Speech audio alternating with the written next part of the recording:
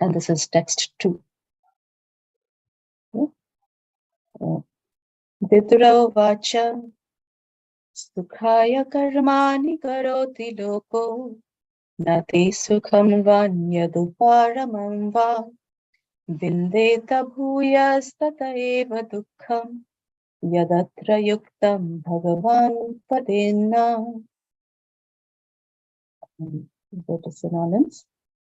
Vidura uvacha, Vidura said, Sukhaya, for attaining happiness, Karmani, fruitive activities, Karoti, everyone does so, Loka, in this world, Na, never, Te, by those activities, Sukham, any happiness, Va, or, Anyat, differently, Uparamam, satiation, Va, either, Vindeta, achieves, Bhuya, on the contrary, Tata, by such activities, Eva, certainly, Dukham, miseries, Yat, that which, Atra, under the circumstances, Yuktam, right course, Bhagavan, O Great One, Vadet, may kindly enlighten, Na, us. Translation and purport by His Divine Grace Srila Prabhupada Ki Jai. Vidura said, O great sage, everyone in this world engages in fruitive activities to attain happiness. But one finds neither satiation nor the mitigation of distress. On the contrary, one is only aggravated by such activities. Please, therefore, give us directions on how one should live for real happiness. We'll go to the purport. Vidura asked Maitreya some common questions, which was not originally his intention. Uddhava asked Vidura to approach Maitreya Muni and inquire into all the truths concerning the Lord, his name, fame, qualities, form, pastimes, entourage, etc. And thus, when Vidura approached Maitreya, he should have asked only about the Lord. But out of natural humility, he did not immediately ask about the Lord, but inquired into a subject which would be of great importance to the common man. The common man cannot understand the Lord. He must first know the real position of his life under the influence of the illusory energy. In illusion, one thinks that he can be happy only by fruitive activities. But what actually happens is that one becomes more and more entangled in the network of action and reaction and does not find any solution to the problem of life. There is a nice song in this connection. Because of a great desire to have all happiness in life, I built this house. But unfortunately, the whole scheme has turned to ashes because the house was unexpectedly set on fire. The law of nature is like that. Everyone tries to become happy by planning in this material world. But the law of nature is so cruel that it sets fire to one's schemes. The fruitive worker is not happy in his schemes, nor is there any satiation of his continuous hankering for happiness. So this is the verse. We'll invoke the Mangalacharana prayers.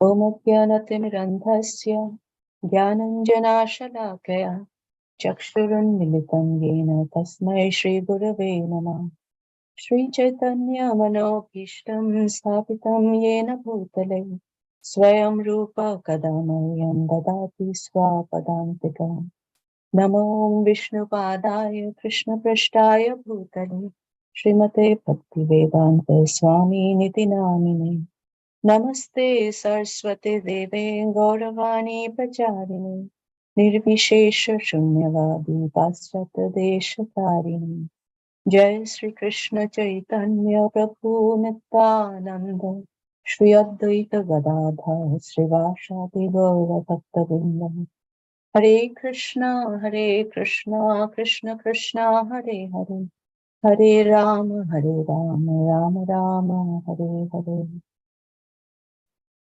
So welcome, dear devotees, to this morning's Bhagavatam discussion. I feel fortunate to be able to read the Bhagavatam although I'm completely not qualified. But I don't want to miss this opportunity to glorify the Bhagavatam purely, for my purification. And before I start, I seek the blessings of my Guru Maharaj and all of you wonderful devotees, so I can speak something of some value. So this verse is actually the start of a wonderful conversation between Vidura and Maitreya Rishi. So Vidura asks a series of questions about the welfare of living entities, and Maitreya Muni will be responding to them, relating those answers to Krishna. Okay. So a little bit of background. We know that Krishna has concluded his pastimes in this planet. And before leaving, Krishna has very affectionately spoken the Uddhav Gita to Uddhav. And he told him that, he has arranged to basically take all the Yadus back, before Krishna left. But he's leaving Uddhava behind on this planet.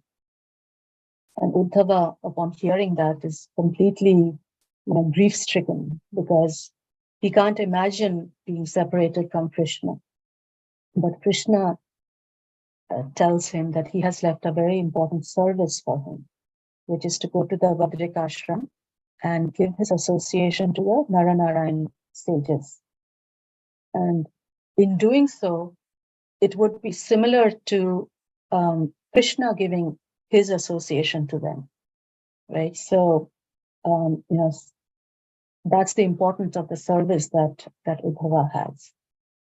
Now, Maitreya Rishi, who was not a pure devotee at that time, in fact, he was said to be a jnani. He happened to be there, and this was happening on the banks of river Saraswati. And a jnani being there, it is so. What is said is that because of some Agyata Sukriti and mercy of Krishna, Maitreya Rishi happened to be there in the association of the Lord during those last few moments before he left this planet. And as a result of that, he was able to hear all this confidential knowledge which Krishna gave to Uddhava as well. Now, Vidura, who's the other personality in this discussion, and we heard yesterday in Satyasutta Prabhu's class that Vidura was perfect in gentleness and satisfied in transcendence. And we know we've been hearing, he was such a great, pious soul, very, very elevated. And we know that he'd been on pilgrimage since, before Kurukshetra happened, when Duryodhana had insulted him and he left Hastinapur. Now, the thing is, when he left Hastinapur, in spite of being such a great devotee of Krishna, he didn't go directly to Krishna, right? He didn't go to Dwarka and, to be in the association of Krishna. But rather, he traveled to holy places. And the reason for that is he wanted to achieve greater piety because he felt unqualified. He felt that in the association of the Kauravas and all his contamination, he felt unqualified to go directly to Krishna. So he was on this pilgrimage for many years. And finally, he actually came upon Uddhava on the banks of the river Yamuna. And then he learned that, the Kauravas were annihilated. He learned about Krishna leaving. So again, that was a great shock. But then he also heard from Uddhava that before Krishna left, along with the confidential information, knowledge that he gave, Krishna had actually mentioned Vidura. Krishna had remembered Vidura. So imagine, right, a devotee of Krishna who's been trying to kind of qualify himself to be in association of Krishna, to approach Krishna, to hear that in those last moments, Krishna had actually remembered him. So Vidura was in complete ecstasy.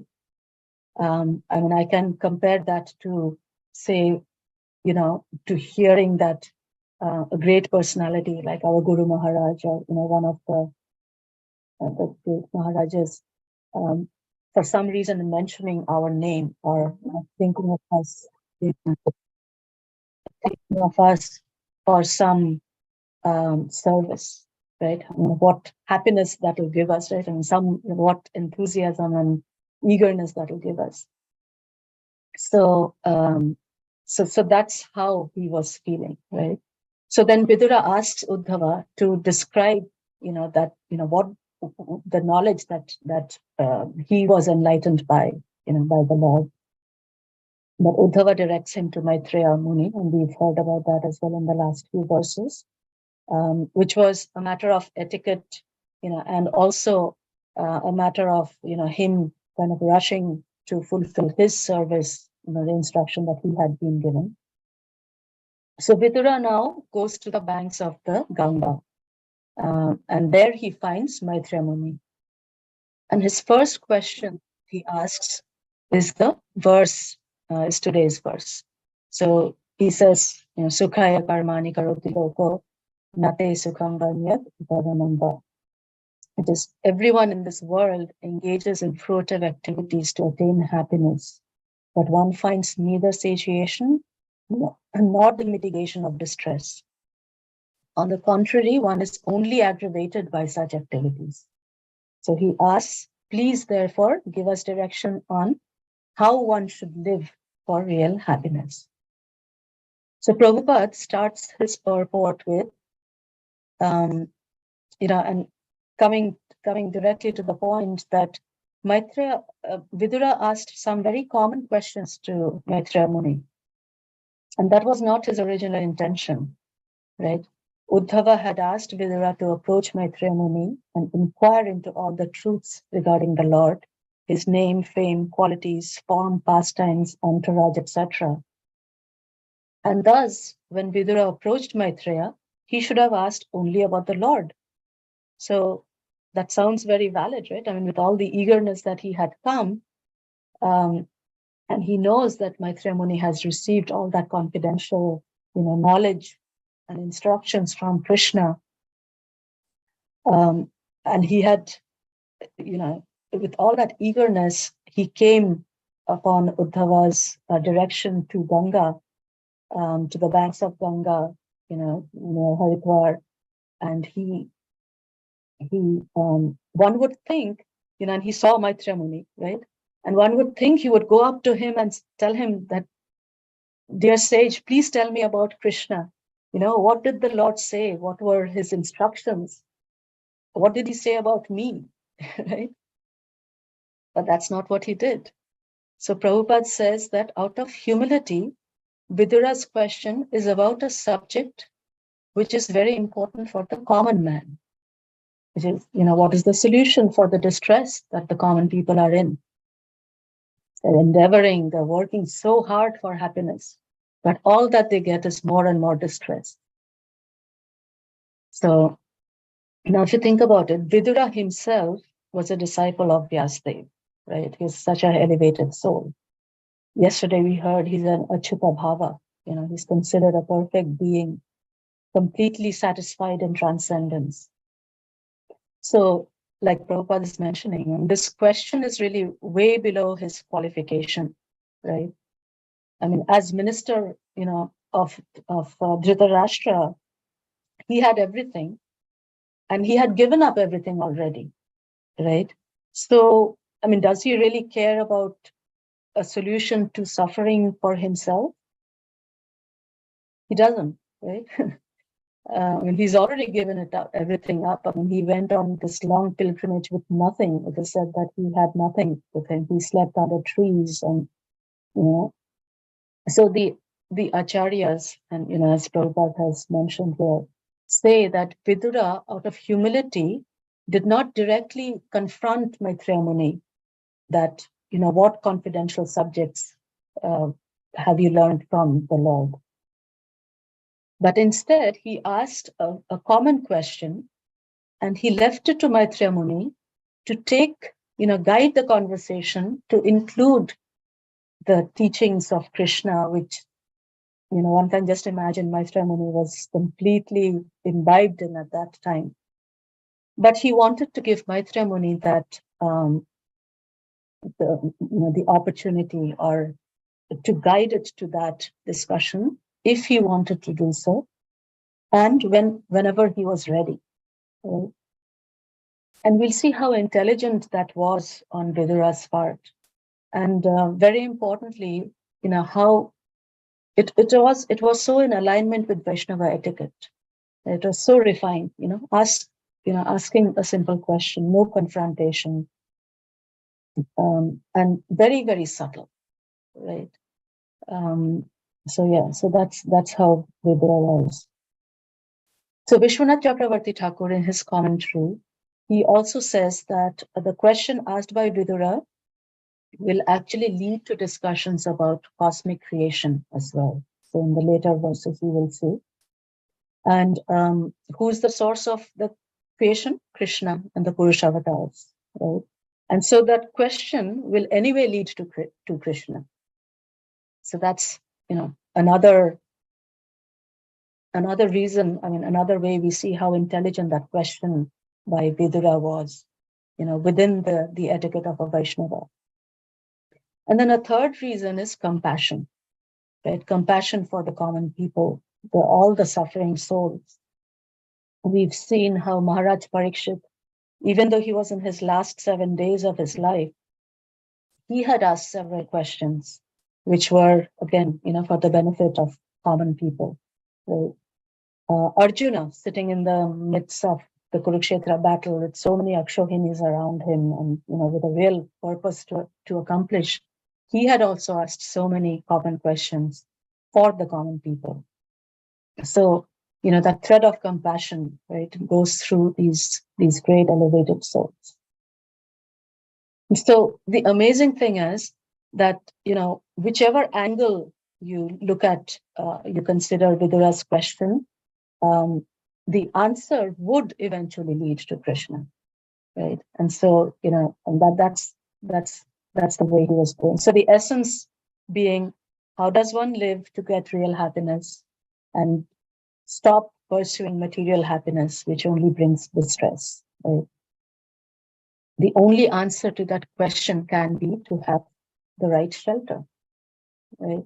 So we know that in this material world of Dukkhalaya Shashvatam, all the other shelters that we have, right? Our house, our bank balance, relatives, whether it's our husband, children, even like our health, our body. Our body, of course, is the source of material bondage.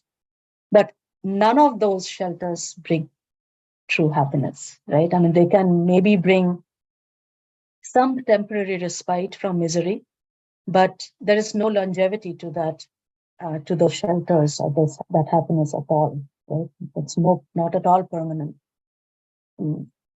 So the only answer can be to have the right shelter.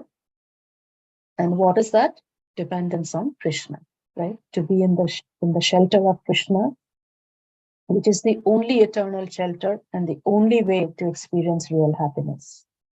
So we can see how expertly Vidura had asked this question, right? So Prabhupada continues in his purport. He says that a common man cannot understand the Lord. He must first know the real position of his life under the influence of the illusory energy.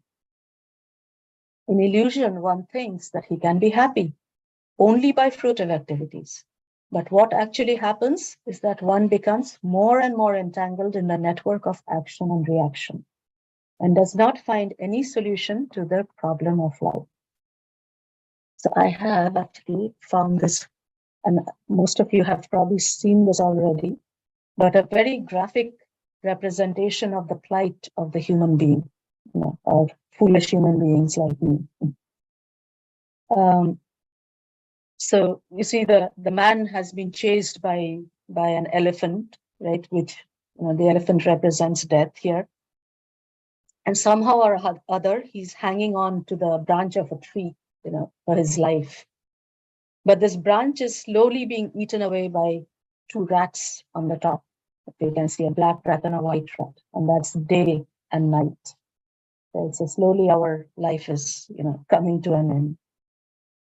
And then below there are these hissing snakes, which are, obstacles of life. I mean, you fall from that, you fall into these hissing snakes. And then above him, there is a beehive. And in that beehive, with all the shaking of the tree, the bees have become agitated, and they're stinging him. And these are like all the miseries of life, the threefold day-to-day miseries that we are inflicted by every day. Now, you see some drops coming down from the honeycomb. And these are a few drops of honey that fall down, drip down from that honeycomb. So the man has found that there's this sweet honey coming down. And he's trying to get that. So he's doing all sorts of gymnastics with his tongue to, get a taste of that honey on his tongue. And that honey is the various temporary pleasures of life, which we get attached to, and we try to get, we work so hard to get them.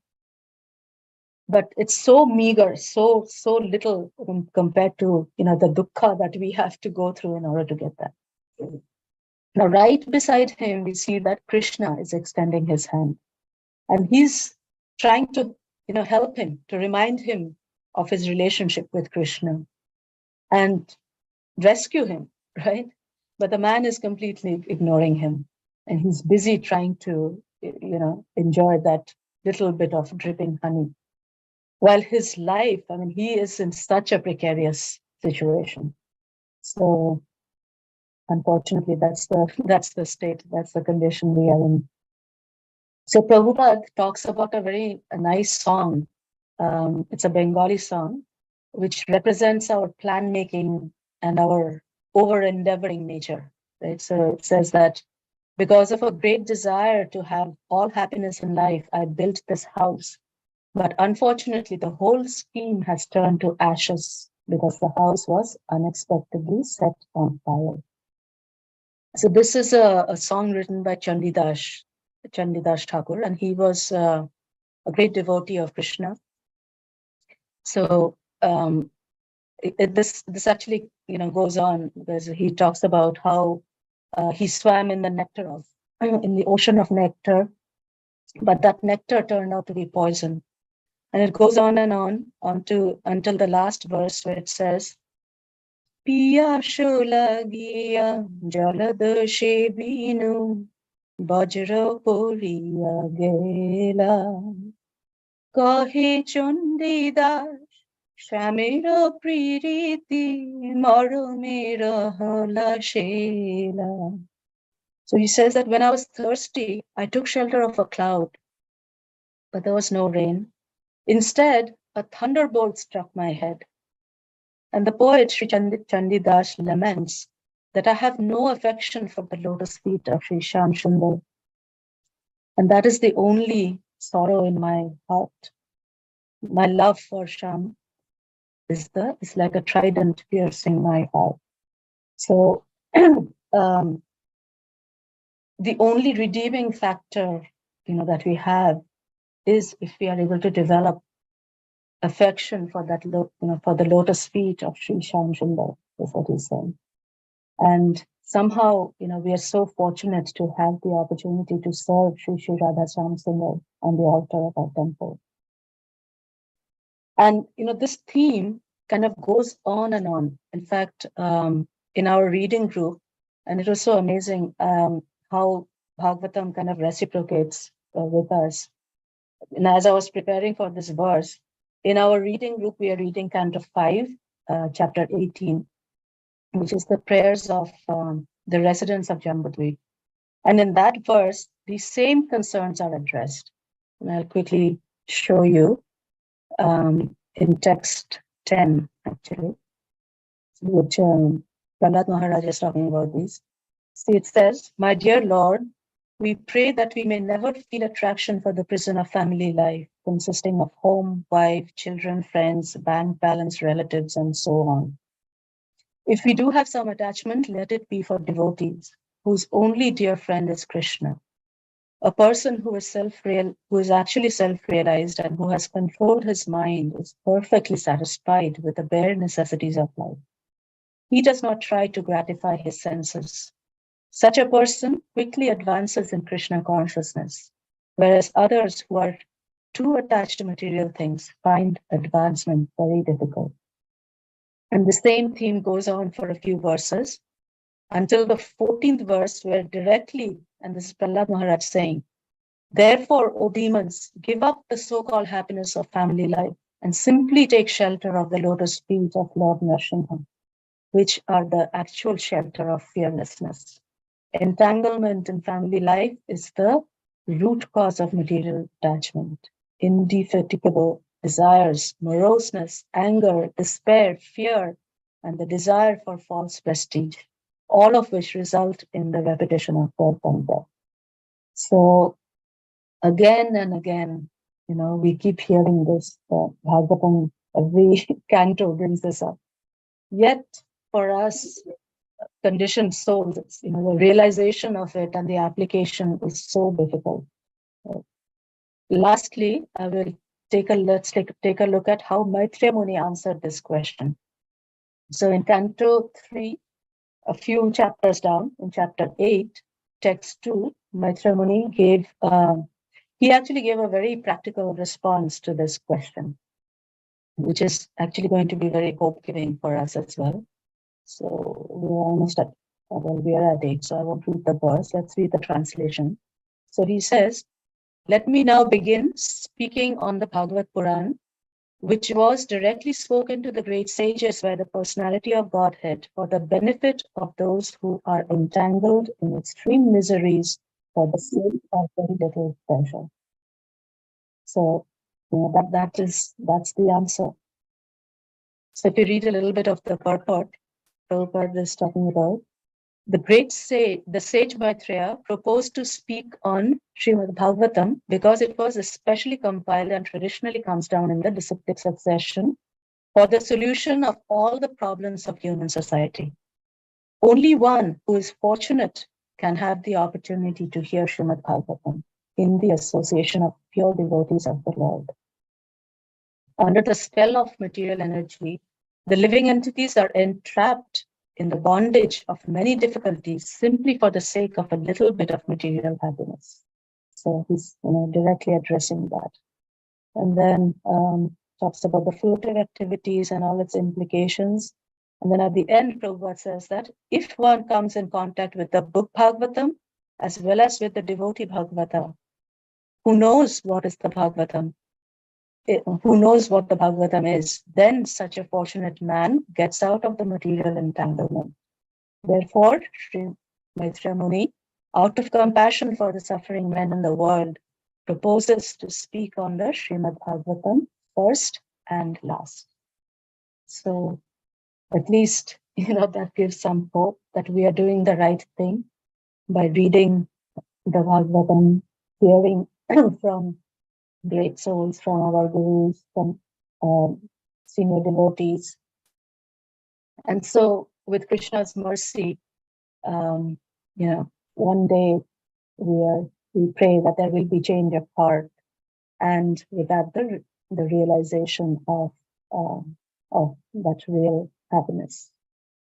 So I'll stop on that note. Thank you very much. Sorry if I misspoke anything. Please add or correct.